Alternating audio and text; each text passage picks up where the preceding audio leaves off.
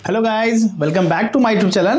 आज cash flow statement में कल जो लाइव क्लास हुई थी उसके बाद इसको कंटिन्यू कर रहे हैं। यहाँ से एक सवाल सॉल्व करके दिखाएंगे जिसमें सिर्फ ऑपरेटिंग एक्टिविटी की कैश फ्लो को पता करना है। तो सवाल में सबसे पहले मैं सवाल में ले चलता हूँ। डीके गोयल मैं फॉलो कर रहा हूँ।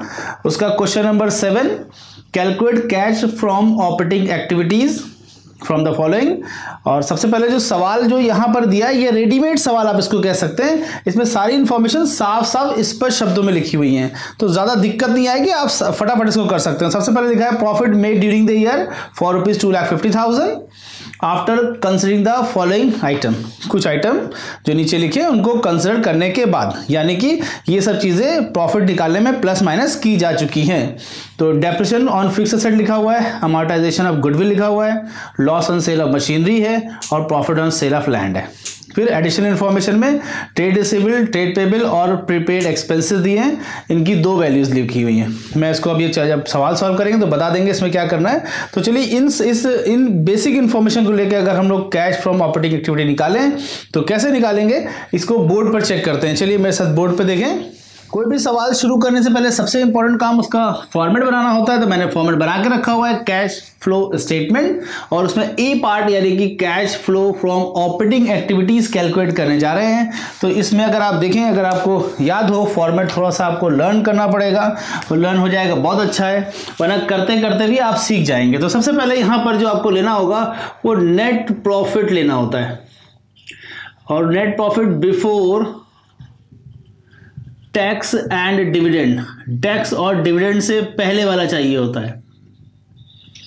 तो यहां पे अगर आप सवाल पढ़ेंगे तो उसमें 2.5 लाख रुपए लिखा हुआ, 2,50,000। तो इसे यहां पे इनर कॉलम में, ये आउटर कॉलम जो बाहर वाला कॉलम इसे छोड़ देना है। ये जो कंप्लीट स्टेटमेंट बनेगा तो तब वहां इस्तेमाल किया जाएगा। इसको आप स्किप कर दिए, छोड़ दिए, भूल जाइए। अगली लाइन में नेट प्रॉफिट में अब कुछ एडजस्टमेंट करते हैं। तो यहां पे हम लोग लिखते हैं एडजस्टमेंट फॉर नॉन कैश और नॉन ऑपरेटिंग आइटम्स, यानी कि वो आइटम जो नॉन कैश हो, जिसमें कैश का यूज ना हुआ हो, और वो चीजें जो जिनका ऑपरेटिंग से बिलोंगिंग नहीं है, नॉन ऑपरेटिंग आइटम आपको यहां पे लिखना है। ठीक है जी। तो इनको अगर ऑपरेटिंग ट्रांजैक्शन है तो आप छोड़ दीजिए। नॉन ऑपरेटिंग ट्रांजैक्शन जिसने प्रॉफिट को गड़बड़ किया है, प्रॉफिट को अफेक्ट किया, हम उन्हें यहाँ पे प्लस माइनस करेंगे। तो हम लोग प्लस करेंगे, ऐड करेंगे डेप्रिसिएशन। ये इसको ऐड किया जाएगा, डेप्रिसिएशन ऐड करेंगे। ये रहा डेप्रिसिएशन, सवाल में दिखा रखा हुआ है 10,000। डेप्रिसिएशन ऑफ फिक्स एसेट भी आप पूरा टर्म लिख सकते हैं। नेक्स्ट अगला पॉइंट ऐड करेंगे हम लोग अमॉर्टाइजेशन ऑफ गुडविल या goodwill return of, amortisation of goodwill. मैं इसको रेडीमेड सवाल इसलिए बोल रहा था कि इसमें सब चीजें सीक्वेंस में लिखी हूं, खाली आपको जगह पे प्लेस करना है। इस ऐसे सवाल करने से आपको फॉर्मेट याद हो जाता है, इसलिए इनको कराना अच्छा लगता है। ठीक है। फिर आखिरी में एक और पॉइंट है loss on sale of machinery. Machine के बेचने पर कुछ नुकसान हुआ था, उस नुकसान ने इस प्रॉफिट को घटा दिया था, तो मैं इसको ऐड कर दे रहा हूं। गुडविल के राइट ऑफ होने से ये जो नेट प्रॉफिट है घट जाता है, मैं ऐड कर देता हूं। डेप्रिसिएशन के चार्ज करने से नेट प्रॉफिट घट जाता है, मैं ऐड कर देता हूं। इसलिए इनको आप इन सबको आपस में जोड़ेंगे तो 2,72,000 यहां पर हो जाएगा। अभी भी इसमें अब हम लोग लेस करेंगे प्रॉफिट, और ये जो घटाने के बाद जो वैल्यू बचेगी 2,69,000, यहाँ पे पहुंचेंगे क्या निकाला, इन सबको प्लस माइनस करके क्या निकाले, operating profit before working capital changes. अच्छा, मैं जो ब्लैक इंक से लिख रहा हूँ इसका मतलब ये एक स्टेप्स होते हैं। अगर आप कलर का यूज करेंगे तो आपको स्टेप ध्यान में आ जाएंगे। सबसे पहले नेट प्रॉफिट लिखना है, फिर कुछ एडजस्टमेंट करना है जिसमें कुछ प्लस माइनस करना है। ये 5-6 चीजें होते हैं। अगर आप टिप्स पे याद कर लें तो बहुत बढ़िया हो जाएगा, तो ढूंढने में आसान हो जाएगा आपका। ठीक है। और जब आप ऑपरेटिंग प्रॉफिट आ जाएगा, और यहाँ लिखा है मैंने operating profit before working capital changes, यानी अभी वर्किंग कैपिटल के चेंजेस को एडजस्ट नहीं किया गया, उसके चेंजेस को एडजस्ट करने से पहले वाला प्रॉफिट है। अब एडजस्ट करके देखते क्या होगा। देखिए ट्रेड रिसीवेबल है, ट्रेड पेबल है और फिर प्रीपेड है। अगर आप ध्यान से देखेंगे तो ट्रेड रिसीवेबल बढ़ रहा है तो माइनस होगा, और उसके बाद ट्रेड पेबल घट रहा है वही माइनस होगा, लेकिन प्रीपेड एक्सपेंसेस जो घट रहे हैं वो ऐड होंगे। तो ऐड वाले मुझे पहले लिखने होते हैं, तो जो चीज़ें ऐड वाली है वो ध्यान से देख लीजिए। तो ऐड करेंगे और लिखेंगे डिक्रीज इन प्रीपेड एक्सपेंसेस। फिर से मेरी बात ध्यान से लीजिए, अगर एसेट्स बढ़ेगी तो माइनस करना है और एसेट घटेगी, मतलब एसेट का मतलब ये करंट एसेट, क्योंकि बात वर्किंग कैपिटल की हो रही है तो करंट एसेट अगर घटेगी तो प्लस करना पड़ेगा। तो ये जो प्रीपेड एक्सपेंसेस ये घट रहा है इसलिए मुझे इसे ऐड करना पड़ेगा। ठीक है जी, और डिफरेंस आ रहा है 2000 रुपए का। अच्छा, एक और बात ये है कि ये जो मैं आपको बोर्ड पे करके दिखा रहा हूँ इसके पीछे लॉजिक ये है कि मैं आपको तरीका सिखाना चाहता हूँ लिखा कैसे जाएगा। फिर अगली लाइन में पढ़ रहा हूँ, उसमें लिखा है कि ट्रेड रिसीवेबल बढ़ रहे, तो increase in trade receivable, increase in trade receivable, और इनकी रकम अंदर लिखेंगे 1000 और फिर हम लोग लेस कर देंगे डिक्रीज इन ट्रेड पेबल। और डिक्रीज ट्रेड पेबल कितना डिक्रीज हो रहे हैं? 5000 डिक्रीज हो रहे हैं। देखिए जो नेगेटिव वाले हैं उनको अगर एक से ज्यादा नेगेटिव आइटम इसमें घटाने हो तो पहले इनर कॉलम में, इनर कॉलम के अंदर रखकर यहां पर रखकर इनको आपस में ऐड करेंगे, फिर इससे माइनस करेंगे और माइनस करते वक्त इसको ब्रैकेट में लगा देंगे ताकि ये नेगेटिव का सेंस क्रिएट कर दे, और घटाएंगे तो ये 2,65,000 बचेगा और ये जो आंसर आ जाएगा, यही जो बच रहा है यही आपका आंसर है। अब आप यहाँ पे लिख देंगे net cash flow from operating activities. बिल्कुल आसानी से बात समझ में आ गई, और जो एक्सरसाइज लाइन आप मिटा दीजिए, ये हो गया आपका पूरा स्टेटमेंट तैयार in respect of cash flow from operating activity. मतलब बहुत टेक्निकल नहीं है, चीज़ें बड़ी आसान है, बस थोड़ा सा ध्यान रखना है कि हमको किस स्टेप के बाद कौन सी लाइन लिखनी है और उसके अकॉर्डिंग चीज़ें ढूंढेंगे और यहाँ पर लिख देंगे। यहाँ पर एक पॉइंट मेरा बिल्कुल क्लियर होता है। अब इस वीडियो के एंड में एक कुछ अलग सी बात बतानी है, वो ये कि प्रोविजन फॉर टैक्सेशन जो है ये एक टॉपिक बच्चों को थोड़ा सा प्रॉब्लम क्रिएट करता है, तो मैं इसके बारे में कुछ 3-4 बातें बताना चाह रहा हूँ। एक एक करके सारी बात ध्यान से सुन ले ताकि इस वीडियो के बाद भी आपको कुछ इंपॉर्टेंट पॉइंट मिल जाए। पहला पॉइंट, प्रोविजन फॉर टैक्सेशन का मीनिंग, जो हमको टैक्स देना होता है हम उसके लिए साल के एंड में प्रोविजन कर लेते हैं और अगले साल इसका पेमेंट करते हैं। हकीकत यह है कि पहले प्रोविजन बाद पेमेंट। तो जब प्रोविजन किया जाता है तो हमें प्रॉफिट से काटने पड़ते हैं पैसे, प्रॉफिट से माइनस करने पड़ते हैं और नेक्स्ट ईयर का पेमेंट करते हैं। अब इससे रिलेटेड, इस पार्टिकुलर पॉइंट से रिलेटेड कुल 4 पॉइंट होंगे। पहला, आपको सवाल में अगर ये कह दे कि provision made during the year, provision made during the year,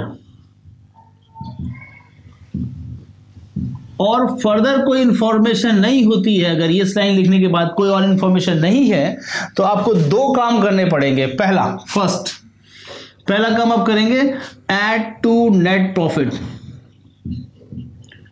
add to net profit. Net profit में आप इसे ऐड करेंगे। पहला पॉइंट, अगर सवाल में ये लिखा है कि provision made during the year, आपके पास प्रोविजन के कोई बैलेंसेस अवेलेबल नहीं है, सवाल में कोई और फर्दर लाइन नहीं लिखी है, कोई एडिशनल इन्फॉर्मेशन नहीं, सिर्फ ये कहते हैं कि provision made during the year, provision बनाया गया, प्रोविजन किया गया, ऐसा कुछ लिखा हो, तो पहला काम क्या करेंगे, add to net profit, net profit में ऐड करेंगे और साथ ही साथ करेंगे डिडक्ट करेंगे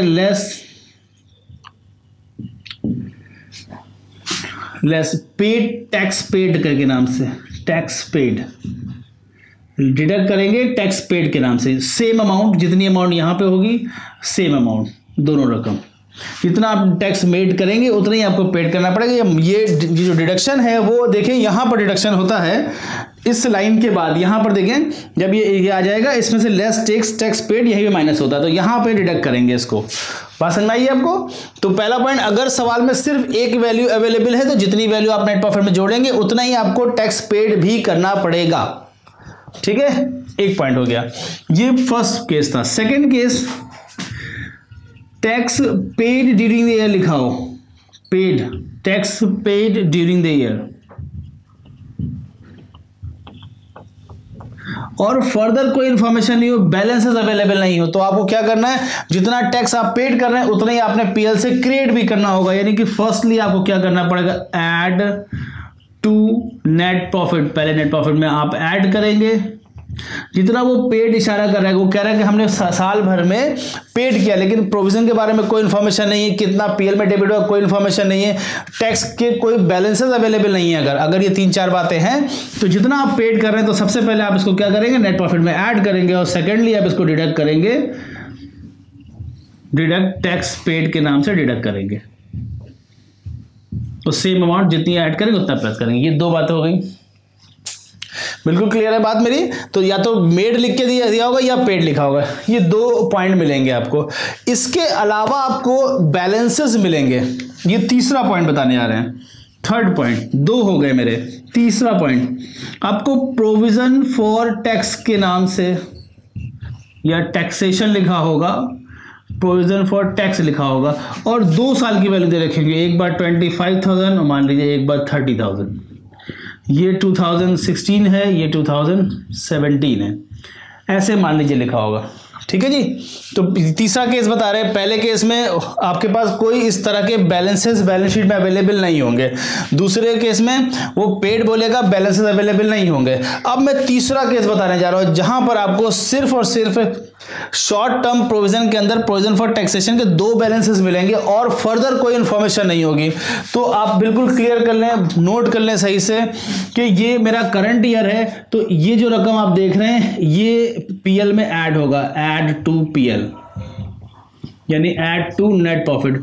यानी कि हमने इस साल 30,000 रुपए का टैक्स का प्रोविजन किया, यानी कि प्रॉफिट में इतने पैसे घटाए गए, लिहाजा आपको नेट प्रॉफिट में इतने पैसे ऐड करने पड़ेंगे। करंट ईयर वाली जो अमाउंट होगी उसको नेट प्रॉफिट में आप ऐड करेंगे, और जो प्रीवियस वाला ये जो रकम आप देख रहे हैं इसको आपको पेड करना पड़ेगा, टैक्स पेड के नाम से माइनस करेंगे, डिडक्ट करेंगे, घटाएंगे, टैक्स पेड ये वाला। तो एक आपको ऐड करना और एक माइनस करना है, ये माइनस करना है और ये प्लस करना है। तो टैक्स कहाँ पे ऐड होता है, net profit before tax and dividend होता है। तो जहां पे नेट प्रॉफिट लिखते हैं उसी में यहां पे आप ऐड कर लेंगे कितने रुपए, करंट ईयर वाली वैल्यू 30,000 रुपए, और माइनस कितने करेंगे 25,000, जो प्रीवियस ईयर वाली वैल्यू होगी वो माइनस कर देंगे, और सबसे आखिरी में जहां पर टैक्स पेड होता है वहां माइनस कर देंगे। तो ये तीसरी इंफॉर्मेशन। देखिए बात प्रॉब्लम ये होती है, जो मुद्दे वाली बात आपको समझानी है वो ये कि टैक्स रिलेटेड बहुत सारे केसेस हो जाते हैं। एक बार टैक्स के बारे में कोई बैलेंसेस नहीं है और एक लाइन लिख दी है, टैक्स के बारे में कोई इन्फॉर्मेशन नहीं, टैक्स पेड लिख दिया है। एक बार टैक्स पेड के 2 बैलेंसेस अवेलेबल है और कुछ नहीं बोला गया तो ऐसा कर देंगे, और आखिरी में टैक्स के दोनों बैलेंसेस दिए होंगे, नीचे एक इन्फॉर्मेशन दी हुई होगी।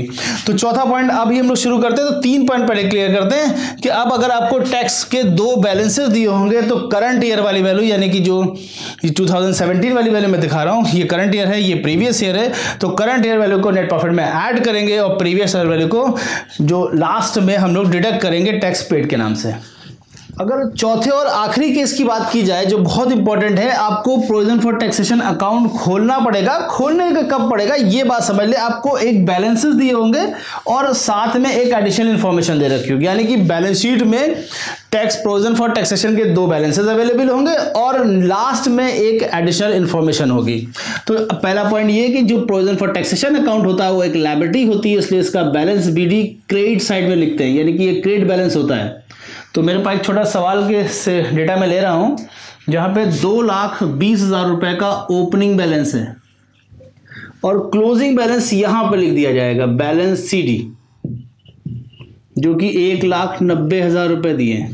तो आपको साफ साफ बात समझ आ रही, ये 2 बैलेंसेस दिए होंगे और मैं अकाउंट खोलने की कंडीशन बता रहा हूं। ये अकाउंट कब खोलेंगे, जब दोनों बैलेंसेस अवेलेबल हो बैलेंस शीट में, साथ ही साथ एडिशनल इंफॉर्मेशन भी प्रोवाइड कर दी गई हो। ठीक है, एडिशनल इंफॉर्मेशन में लिखा है कि tax paid during the year, क्या लिखा है, टैक्स पेड ड्यूरिंग। अगर पेड होगा तो यहां टू बैंक लिखिएगा, टू बैंक, और पेड यहां पर आ जाएगा, ये पेड 2,30,000 रुपए। बात समझ में आ गई। तो सवाल में एक लाइन लिखी है और लाइन क्या लिख रहे हैं, वो एडिशनल इंफॉर्मेशन में आपसे कह रहे हैं कि tax paid during the year, tax paid during the year, ये लाइन लिखी होगी। ₹2,30,000, यानी कि दोनों बैलेंसेस भी अवेलेबल हैं और एक एडिशनल इन्फॉर्मेशन भी अवेलेबल है। अगर ये दोनों सूरतें होंगी तो आपको टैक्स पेड यहाँ लिखना है, और पेड होगा तो tax account debit to bank paid कर देंगे, और ये 4,20,000 टोटल आ जाएगा। यहाँ पे भी 4,20,000 लिख देंगे, और यहाँ जो डिफरेंस आएगा उसे पीएल अकाउंट में ट्रांसफर किया जाएगा 2 लाख रुपए। ठीक है जी। तो अब आप बात समझे कि ये तो पेड है जिसे डिडक्ट करना, ये मेड होगा, MADE मेड, यानी कि आपको सवाल में पेड दिया होगा, मेड निकालना पड़ेगा, मेड दिया होगा तो पेड निकालना पड़ेगा, ये पेड है। मैं डिफरेंट इंक से लिख दे रहा हूं ताकि आपको बात बिल्कुल समझ में आ जाए। तो जो पीएल के सामने लिखा है, पीएल के सामने ये नेट प्रॉफिट में ऐड होगा, मेड है। हम प्रोविजन बना रहे हैं, हम प्रोविजन कहां से बनाते हैं? प्रॉफिट से बनाते हैं, इसलिए नेट प्रॉफिट में 2 लाख रुपए आपको ऐड करने पड़ेंगे। Add to net profit 2 lakh. जो मेड वाली रकम है यही ऐड की जाएगी, यही रकम क्या करेंगे, इसको ऐड करेंगे, ऐड टू नेट प्रॉफिट। ध्यान से बात समझ ली, यही रकम 2 लाख रुपए की रकम जो पीएल के सामने लिखी है, पीएल का मतलब ये नेट प्रॉफिट को अफेक्ट कर रहा है, नेट प्रॉफिट में आप 2 लाख रुपए ऐड कर देंगे। जितनी रकम आप पेड कर रहे हैं, ये जो रकम आप पे कर रहे हैं, इससे आप डिडक्ट करेंगे, घटाएंगे, डिडक्ट टैक्स पेड के नाम से घटाएंगे। जो बैंक के सामने रकम होगी वो माइनस में जाएगी, ये इसको माइनस करेंगे 2,30,000 रुपये, इसे ऐड करेंगे नेट प्रॉफिट में। ठीक है। साथ ही साथ एक और इन्फॉर्मेशन, अगर सवाल में पेड दिया होगा तो आप मेड को बैलेंसिंग करके कैलकुलेट करेंगे, और यहां पर मेड दे रखा हो, सवाल में लिखा हो tax made during the year, तो मेड यहां रखेंगे, पेड बैलेंसिंग करके निकालेंगे। तो एक चीज पूरे अकाउंट में एक चीज बैलेंसिंग निकालेंगे, उसका ट्रीटमेंट लगा देंगे। तो मैं समझ रहा हूं मेरी बात आपको समझ में आ रही है। फिर से वापस चलते हैं। तो 4 पॉइंट होते हैं सब मिलाकर, सारे प्रोविजन फॉर टैक्सेशन से रिलेटेड सारे मिलाकर। तो सबसे पहले provision made during the year लिखा होगा, लेकिन कोई बैलेंसेस अवेलेबल नहीं होगा टैक्स के बारे में, इसके अलावा कुछ नहीं लिखा होगा। तो आपको क्या करना है, जितनी रकम आप नेट प्रॉफिट में ऐड करेंगे उतनी रकम आपको माइनस भी करना पड़ेगा, ये मानते हुए कि दोनों रकम सेम है। पेड भी किया गया और मेड भी हुआ, यानी कि पैसे हमने पीएल में ऐड भी किए और मैंने टैक्स का पेमेंट भी किया है। पहला पॉइंट। दूसरे पॉइंट में डिस्कस हुआ कि टैक्स पेड ड्यूरिंग, सवाल में लिखा है सिर्फ टैक्स पेड किया। जब हम टैक्स पे करते हैं तो हमको पीएल से उसे डेबिट भी करना पड़ता है, तो नेट प्रॉफिट में ऐड भी करेंगे और टैक्स पेड भी करेंगे, दोनों काम करेंगे, रकम दोनों सेम ले लेंगे। आखिरी पॉइंट, ये बहुत बार सवाल में थर्ड पॉइंट आपको मिलेगा, आपको बैलेंस शीट में प्रोविजन फॉर टैक्सेशन का बैलेंस मिलेगा, एक बैलेंस, 2 बैलेंस, ये करंट ईयर का, ये प्रीवियस ईयर का। तो जो करंट ईयर वाला बैलेंस होगा उसे नेट प्रॉफिट में ऐड करेंगे और प्रीवियस वाले अमाउंट को डिडक्ट करेंगे, टैक्स पेड के नाम से माइनस कर, एक ऐड करेंगे और एक लेस करेंगे। इसको नेट प्रॉफिट बिफोर टैक्स में ऐड किया जाएगा, इसे ऑपरेटिंग प्रॉफिट के लास्ट में जाके इसको माइनस करेंगे, जहां पे लेस टैक्स पेड लिखते हैं। फिर चौथा और आखिरी केस जो बहुत इंपॉर्टेंट है वो ये कि आपको 2 बैलेंसेस दिए होंगे, दोनों बैलेंसेस को आप यहां रखेंगे, ये बैलेंस, और प्रोविजन फॉर टैक्सेशन लायबिलिटी होती है, लायबिलिटी क्रेडिट बैलेंसेस होते हैं, इसलिए स्टार्टिंग पॉइंट क्रेडिट में रखेंगे, डेबिट में इसको क्लोज करेंगे। अगर सवाल में टैक्स पेड लिखा होगा तो या टू बैंक करके लिखेंगे और बैलेंसिंग करके पीएल निकालेंगे, 2 लाख रुपए ये रकम, और जितनी रकम पीएल के सामने है इसे नेट प्रॉफिट में ऐड करेंगे, जो पेड करेंगे उसे डिडक्ट कर देंगे। बात क्लियर हो गई? दोबारा देख लें, बात समझ लें। इसके अलावा प्रोविजन फॉर टैक्सेशन के कोई पॉइंट आपको नहीं मिलेंगे। बहुत इंपॉर्टेंट सा पॉइंट था जिससे मैंने आज यहाँ वीडियो में कवर किया। उम्मीद करते हैं कि आपको मेरी वीडियो अच्छी लग रही होगी, तो आप इसको लाइक शेयर कमेंट जरूर करें और साथ ही साथ जुड़े रहे हमारे साथ। हम आपको एक एक पॉइंट की बहुत अच्छी सी वीडियो बना के देने वाले हैं। Thank you so much.